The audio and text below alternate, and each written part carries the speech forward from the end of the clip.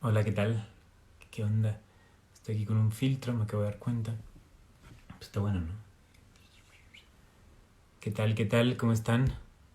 Eh, Aquí con un filtro. Este. Con este, ¿no? ¿Qué tal este? ¿Qué tal? ¿Cómo estamos? No, retro no nos gusta el retro. ¿Qué tal? ¿Qué tal fuego? ¿Qué tal con fuego? ¿No? Creo que este está mejor. Sí, ¿no? O podemos hacerlo con este. Este al final. Me late. ¿Qué tal? ¿Cómo están? Pues bueno, aquí haciendo un live solito. Me da miedo. Pero bueno, vamos a darle. Eh, pues bueno, yo les ahorita voy a leer un cuento. Que les agradezco mucho por escuchar este cuento. Que voy a usar un hashtag que es Save with Stories, que creo que lo voy a escribir aquí. Para que lo chequen.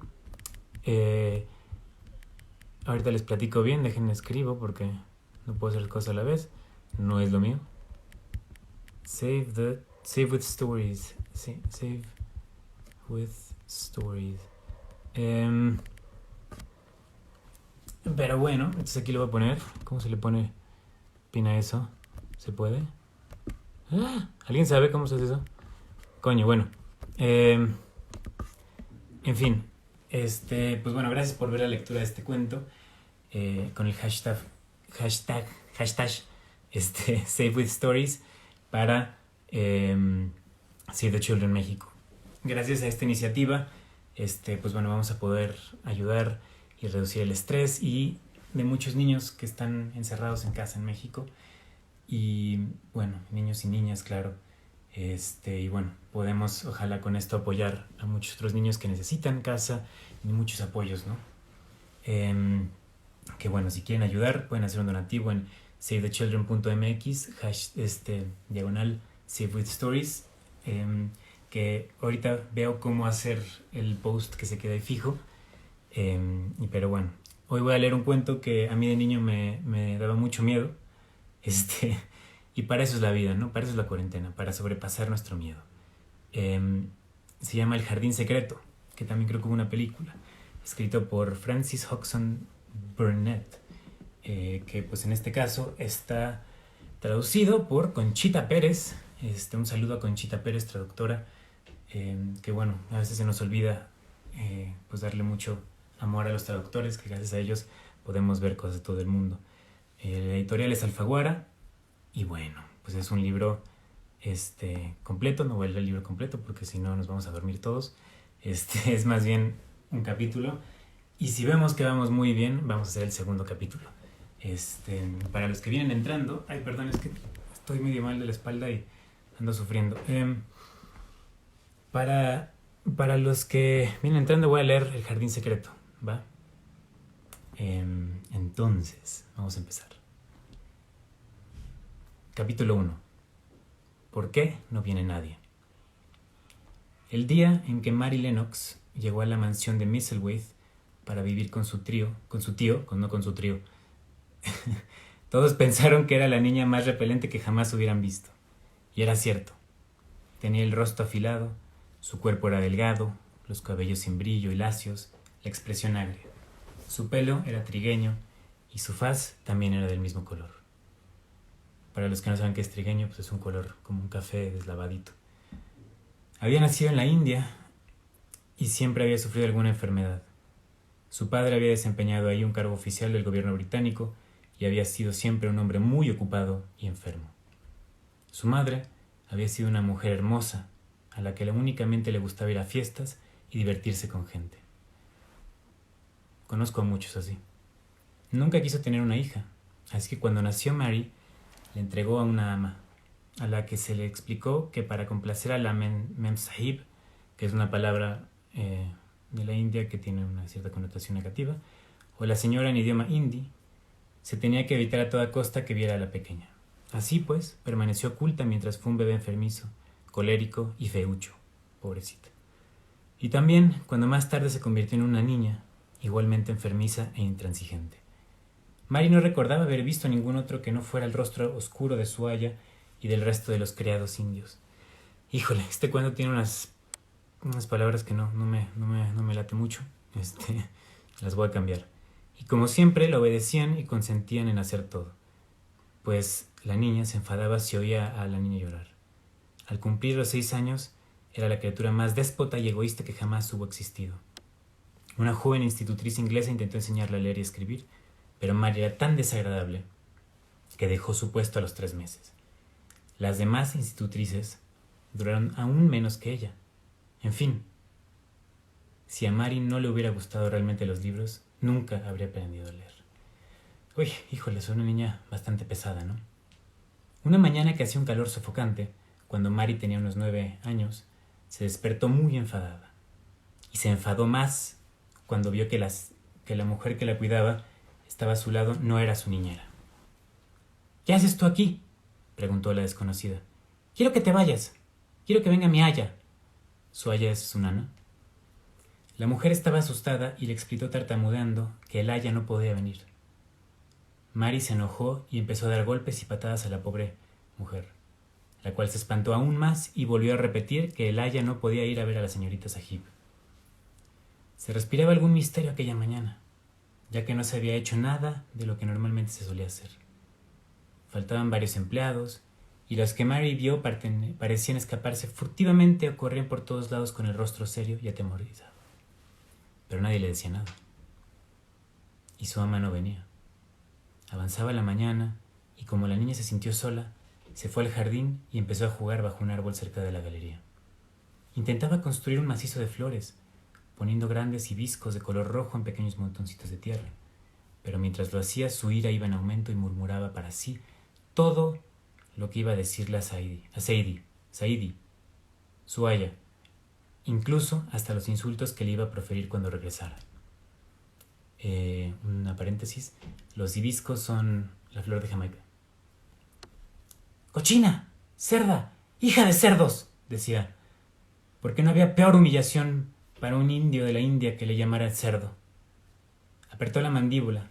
Se repetía las mismas palabras una y otra vez cuando de pronto oyó a su madre salir a la galería. Iba con un hombre joven, de cabellos claros, y ambos hablaban en voz baja y extraña. Mary no podía conocer a ese joven con cara de niño. Había oído que era un oficial que acababa de llegar de Inglaterra. La niña se le quedó mirando, pero su vista se detuvo fijamente en su madre. Siempre la miraba de esa forma cuando tenía oportunidad de verla, porque la Mem Sahib, Mary también la llamaba con este nombre más que con ningún otro, era una mujer alta, bella y delgada, y siempre iba hermosamente vestida. Los bucles que su cabello formaba parecían de seda, su nariz pequeña y delicada parecía desdeñarlo todo, y en sus grandes ojos asomaba una sonrisa. Los vestidos que solía llevar eran de telas finas y livianas, y Mary creía que estaban cubiertos de encaje. Aquella mañana parecía que tuvieran todos más encajes, pero sus ojos no se reían en absoluto, completamente abiertos. Parecían asustados y se elevaban de manera suplicante hacia el rostro del apuesto y joven oficial. ¿Tan grave es? ¿Lo es? ¿Lo es?, oyó decir a su madre. Lo es, contestó el joven con voz temblorosa. Es terriblemente grave, señora Lennox. Deberían haber subido ustedes a las montañas ya hace 2 semanas. La mensajera se frotó las manos. Ah, ya lo sé, se quejó. Me quedé solo para acudir a esa estúpida fiesta. Qué tonta fui.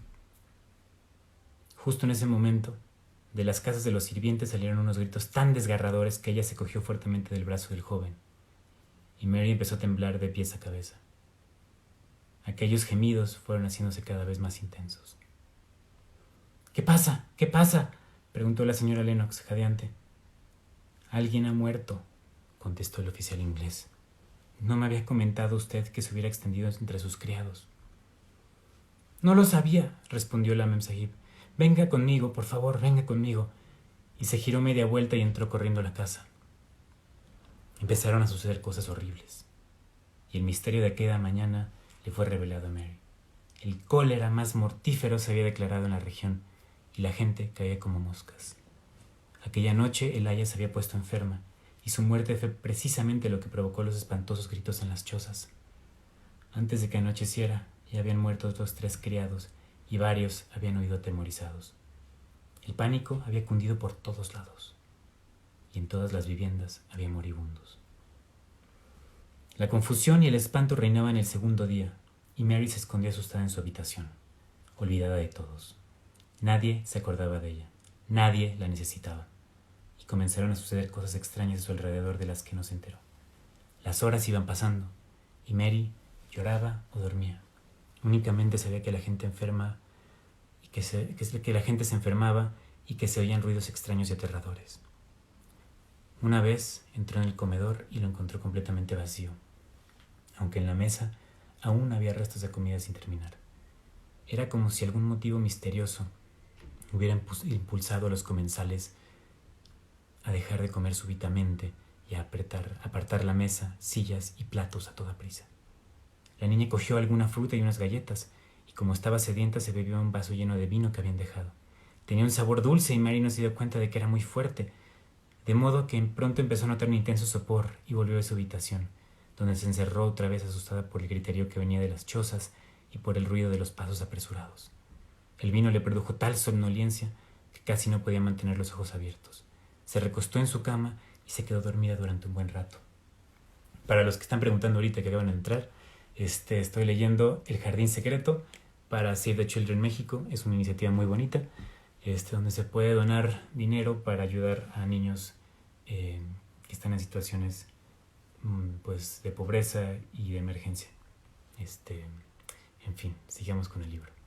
En aquellas horas de sueño profundo pasaron muchas cosas, pero ni los lamentos ni el ruido que hacían al sacar o meter objetos y bultos en las viviendas consiguieron despertarla.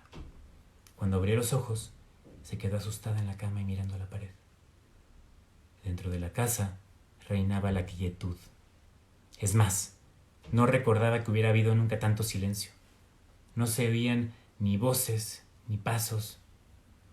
Y Mary creyó que a lo mejor todos se habían recuperado del cólera y que las penalidades habían terminado. Se preguntó quién se ocuparía de ella ahora que había muerto su niñera. Había una nueva, se dijo, que quizá le contaría otros cuentos, pues ya estaba harta de los de siempre.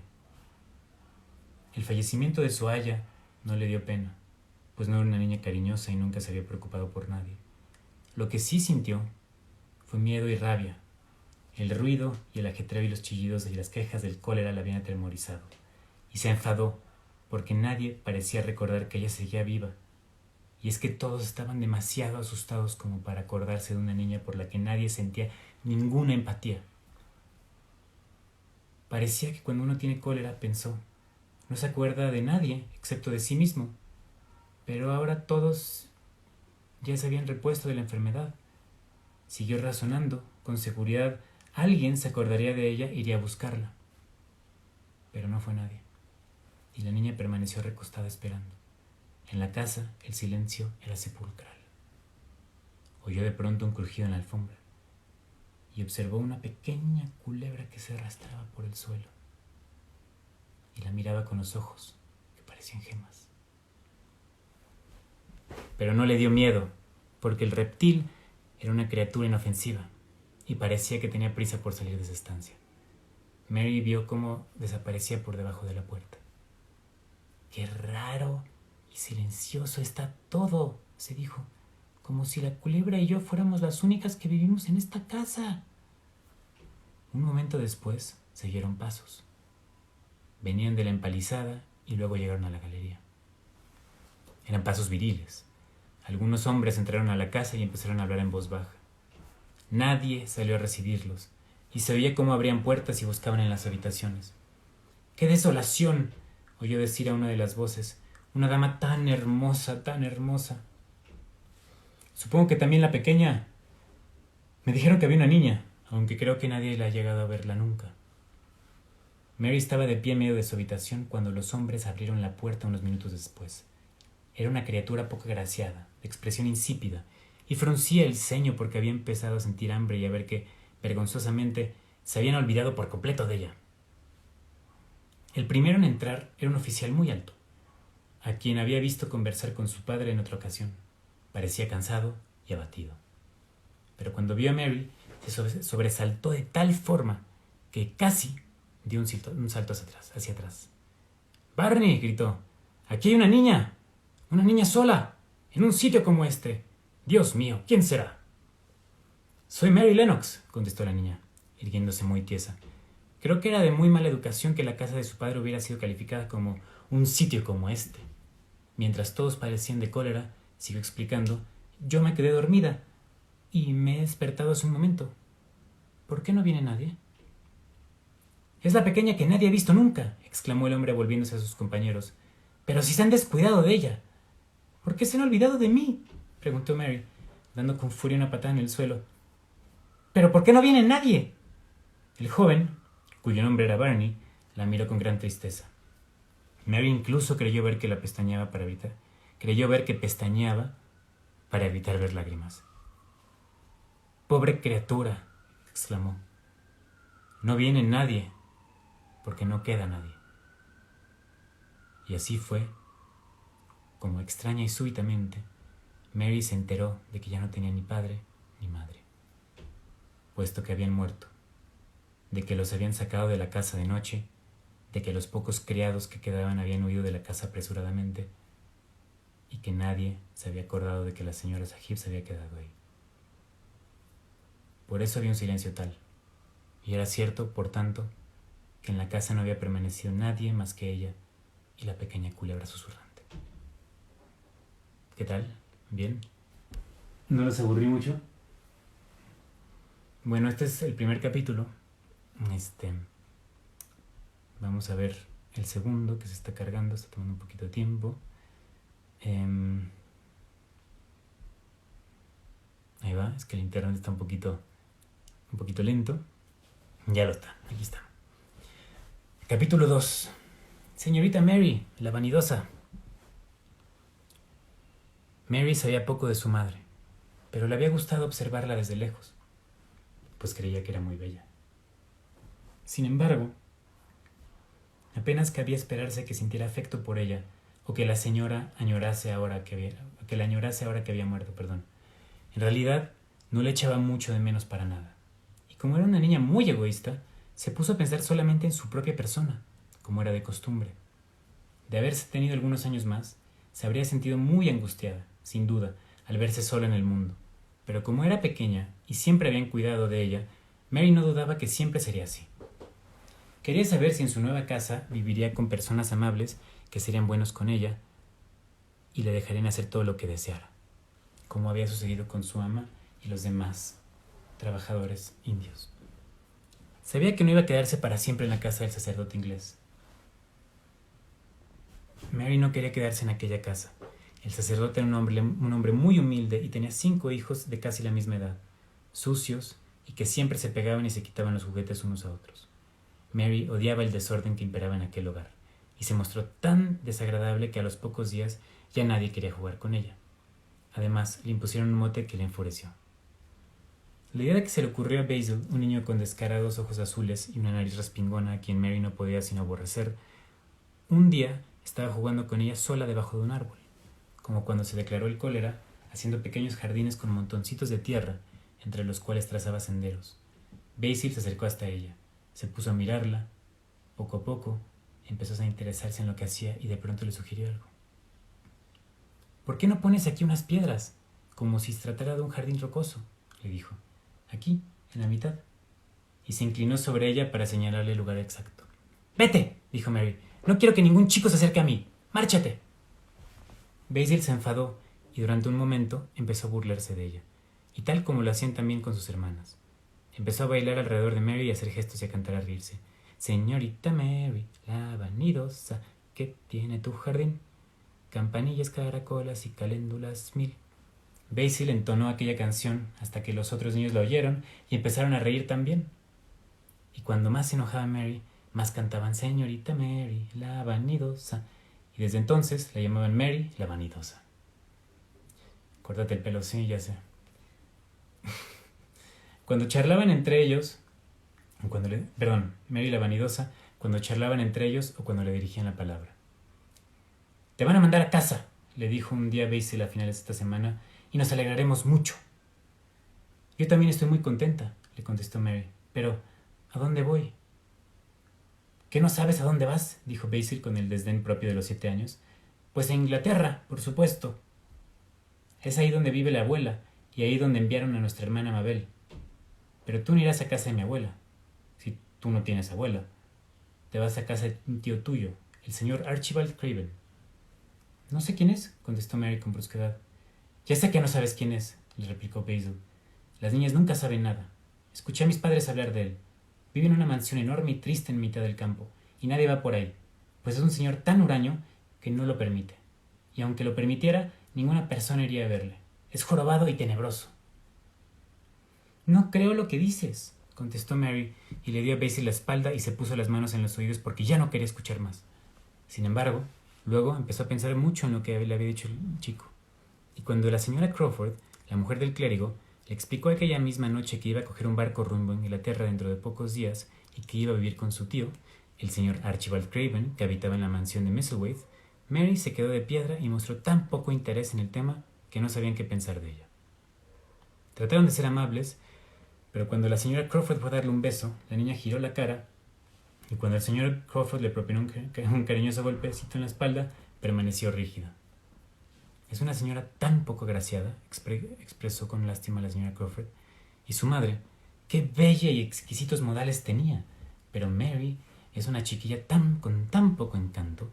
Hasta los niños le llaman Mary la vanidosa. Y aunque me parece que no está bien, no puedo por menos que comprender que le hayan puesto ese mote. Quizás si su madre, con su hermoso rostro y sus delicados modales, hubiera estado más tiempo con ella. Mary podría haber aprendido a portarse mejor. Ahora que la pobre ha muerto, da pena recordar que mucha gente ni siquiera se había enterado de que tenía una hija. Creo que ni siquiera la veía, suspiró la señora Crawford. Tras morir la haya, nadie pensó en ella para nada. ¡Qué poca consideración! Huyeron todos dejándola abandonando la casa. El coronel McGrew, por poco que se cae del susto cuando abrió la puerta y la vio ahí en medio, sola. Mary hizo la larga travesía hasta Inglaterra, acompañada por la esposa de un militar que llevaba a sus hijos para que se educaran en un internado. Como se encontraba muy ocupada con ellos, niño y niña, le alegró mucho poder entregársela por fin, al llegar a Londres, a la ama de llaves que el señor Archibald Craven había dispuesto para que recogieran a Mary, la señora Medlock. Esta era una mujer robusta, de mejillas sonrosadas y profundos ojos negros, y llevaba un vestido de color morado intenso, un manto de seda adornado con orlas de azabache y un sombrero también negro con flores de terciopelo de color violeta. A Mary no le gustó la ama de llaves en lo absoluto, lo que no era de extrañar porque muy rara vez le gustaba a alguien. Además, también era evidente que la señora Medlock tampoco sentía mucha simpatía por la pequeña. «Vaya, menuda carga más fea», exclamó la señora Medlock, y nos habían hablado de lo linda que era su madre. Pues parece que no heredó nada de ella, ¿verdad, señorita? Perdón, tuvimos un problema técnico, ya estamos de vuelta. Quizás su aspecto mejore cuando sea una muchacha, repuso la mujer del militar con bondad. Si no tuviera el rostro de ese color cetrino y no fuera tan escuálida, y si tuviera otras expresiones... En fin, tiene dulces facciones. Pero claro, los niños también cambian mucho al hacerse mayores. Tendrá que cambiar una barbaridad, replicó la señora Medlock. Y en Misselthwaite no existe nada para que pueda embellecer a los niños, creo yo. Pensaban que Mary no las oiría porque estaba algo apartada de ellas, de pie al lado de la ventana del hotel donde se habían hospedado. Miraba los autobuses y taxis que circulaban y observaba a la gente, pero oyó perfectamente lo que dijeron. Y le entró una gran curiosidad por conocer a su tío y la casa donde vivía. ¿Cómo era aquel lugar? ¿Y cómo sería él? ¿Sería un jorobado?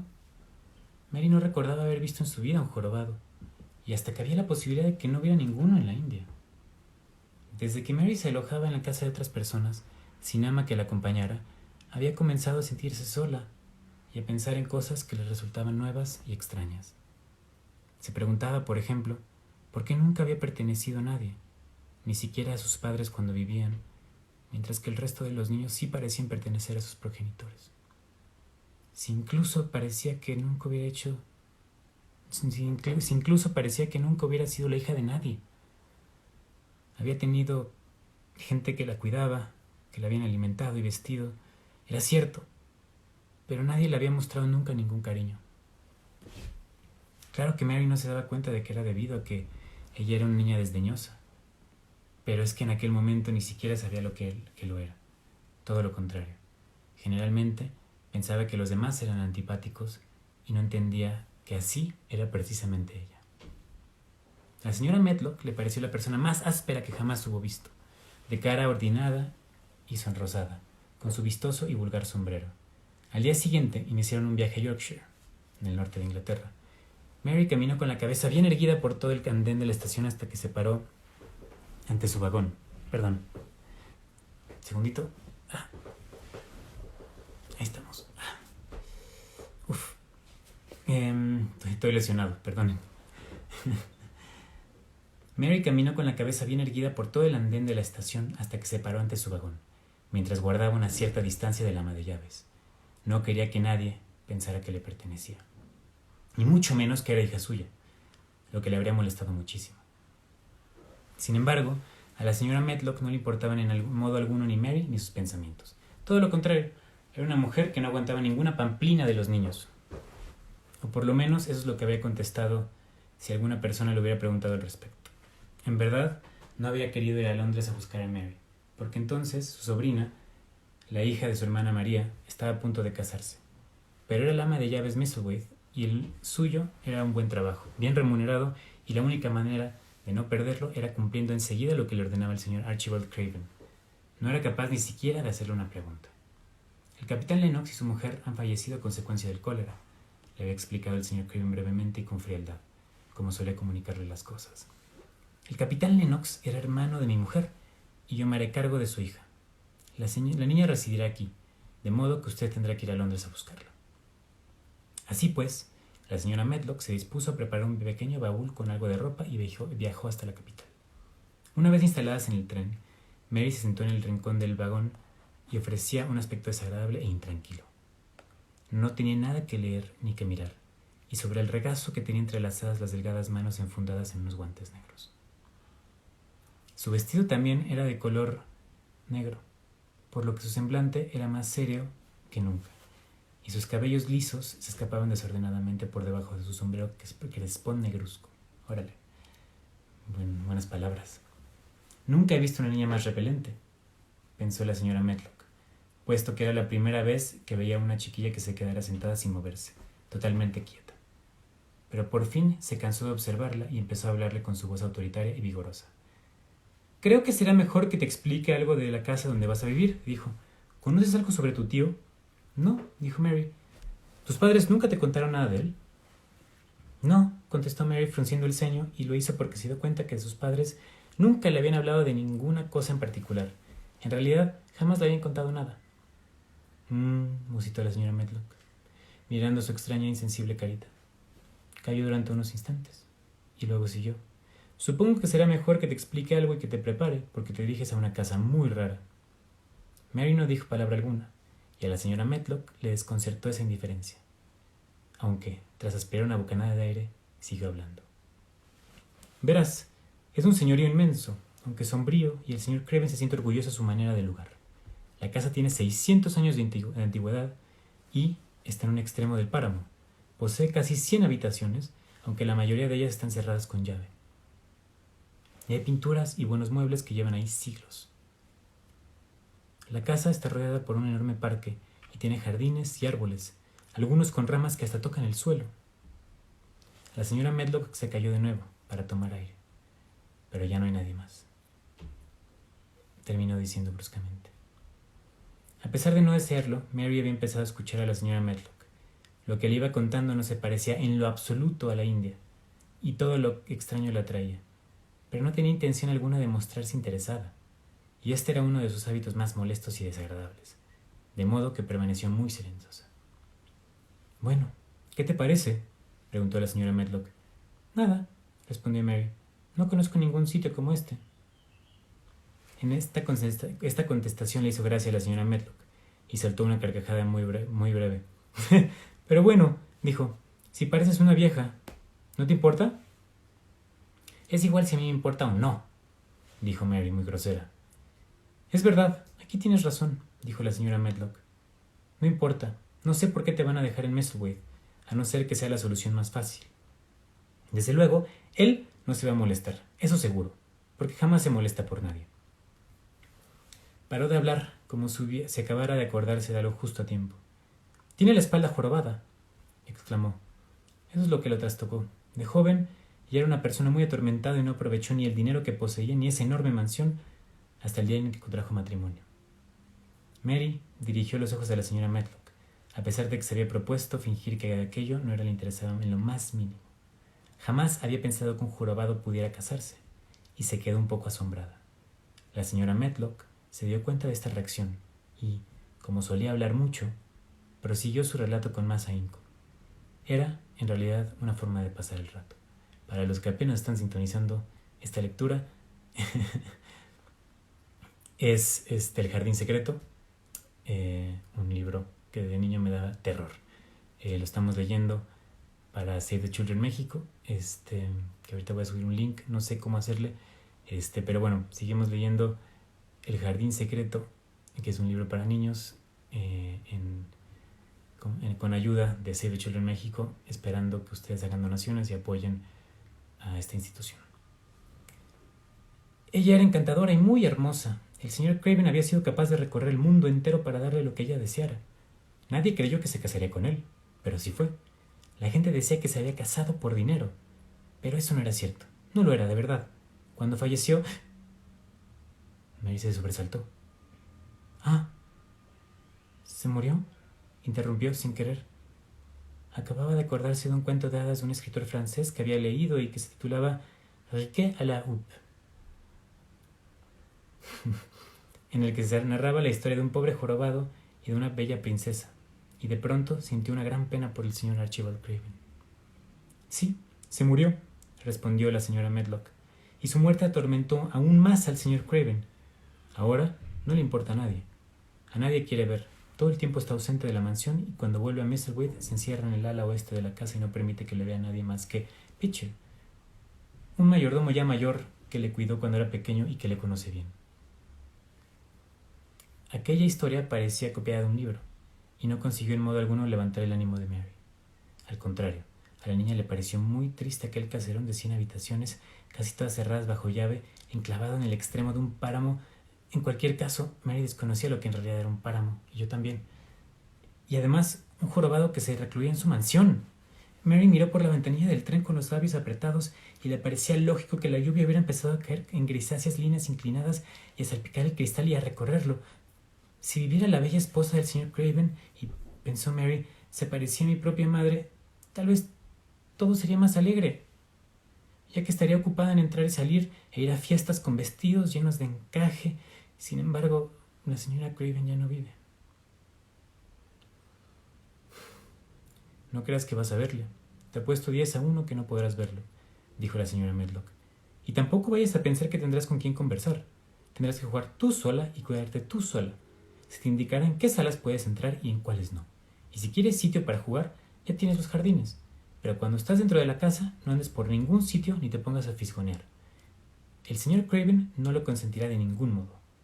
«No voy a fisgonear nada», dijo Mary con sequedad, y justo en el instante en el que había comenzado a sentir pena por el señor Archibald Craven, la dejó de sentir y pensó que su tío se merecía todas las desgracias que habían pasado por ser una persona tan antipática.